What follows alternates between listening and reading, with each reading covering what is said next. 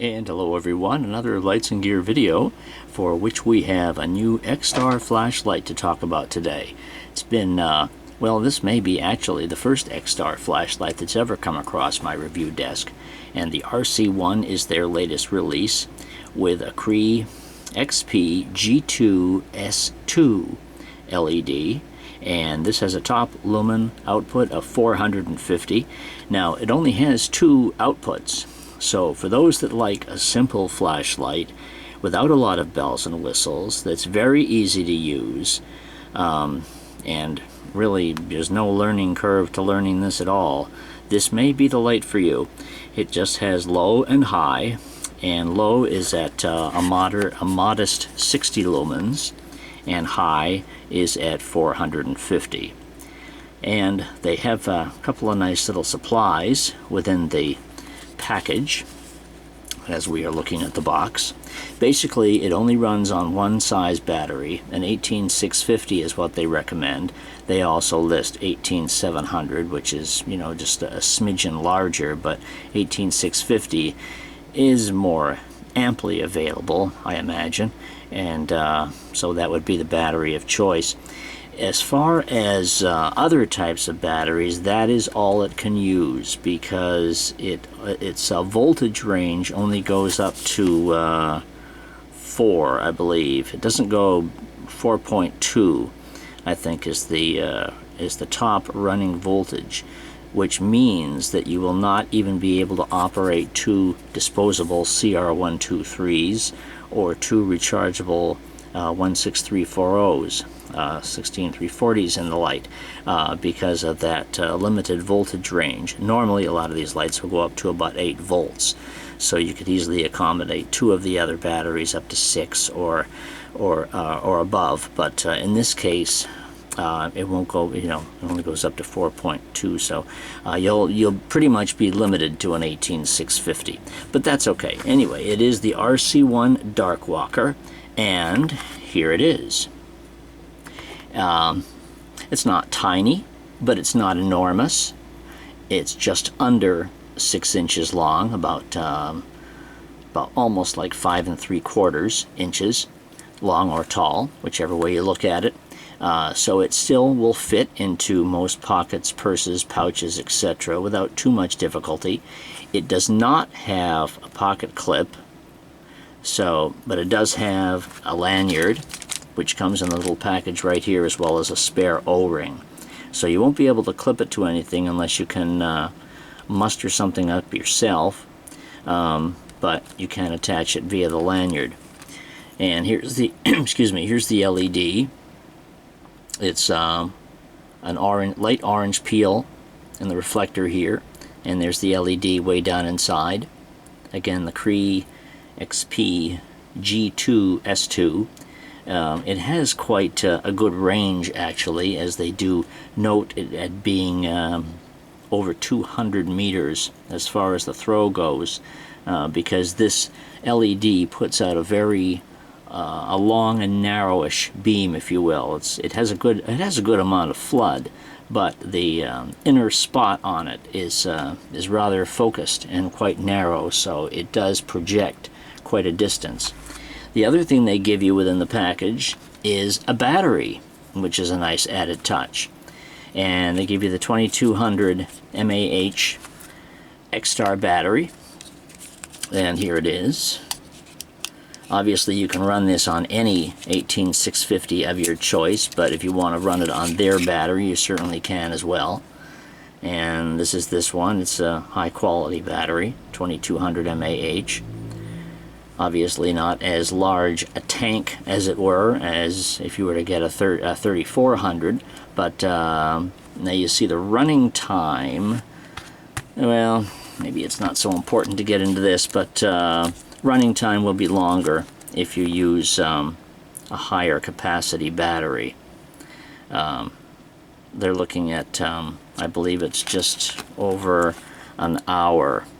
Actually, yeah, 1.8 hours on high using their battery, as opposed to if you used a 3100 mAh, they're saying you'll get about 2.8 hours on high.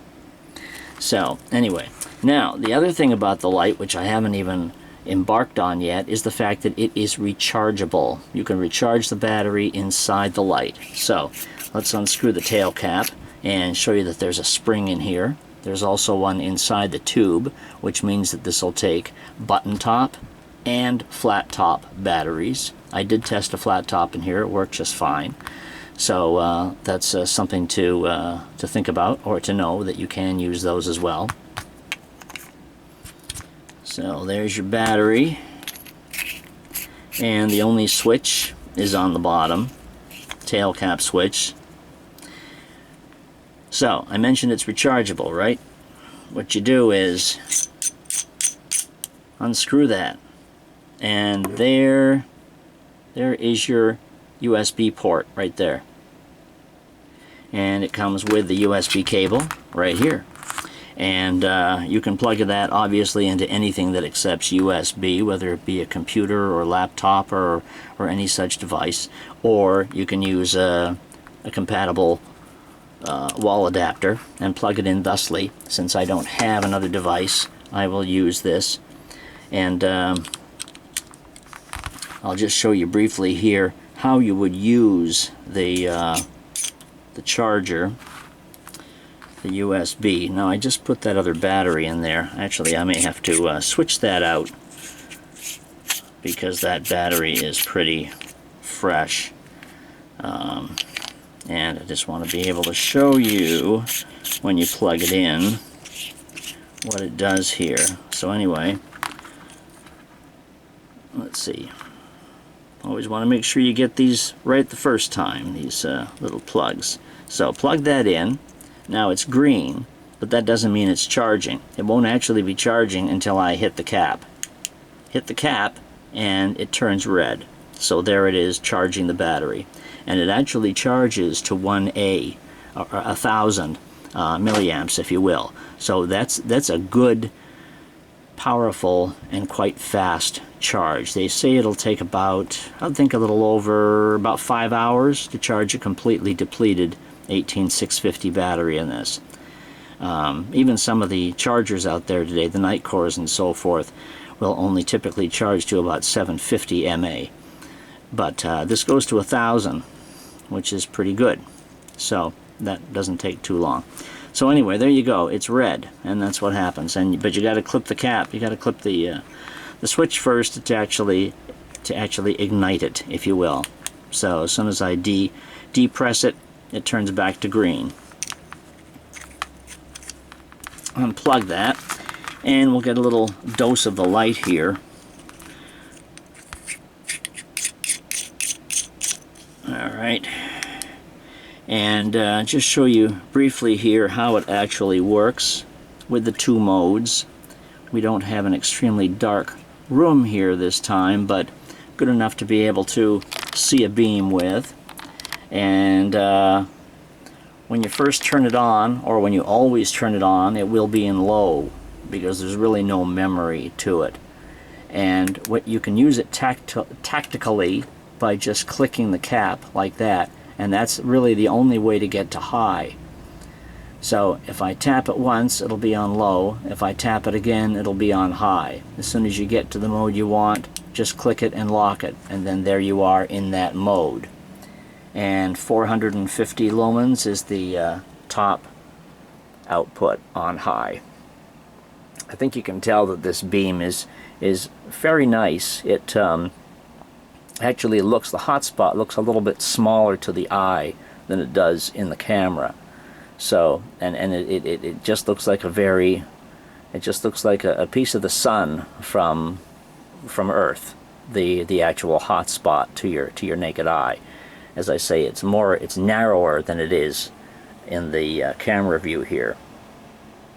Now, if you go to my website at lightsandgear.com, the link is below. You can see the written review of this light, and also check out my nighttime beam shots of it, so you can get a better idea of what it can do shining at 60, 70 feet and so forth in the dark. So my written review down there will give you all that information.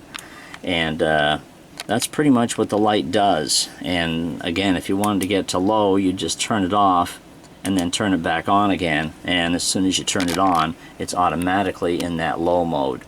And it has no flashes, it has no SOS, it has no beacon, it has no strobe. So for those people, as I was saying before, that like a very simplified light without a lot of buttons to push, without a lot of modes to choose from, this may be just the one that they're looking for camping, hiking, and so forth. You do get that nice bright light with a very long focusing beam on it.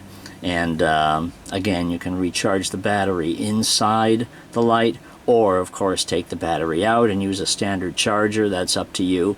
A spare battery always helps in these situations, even if you know, such as in this light, you can't use the light while a battery is charging in it.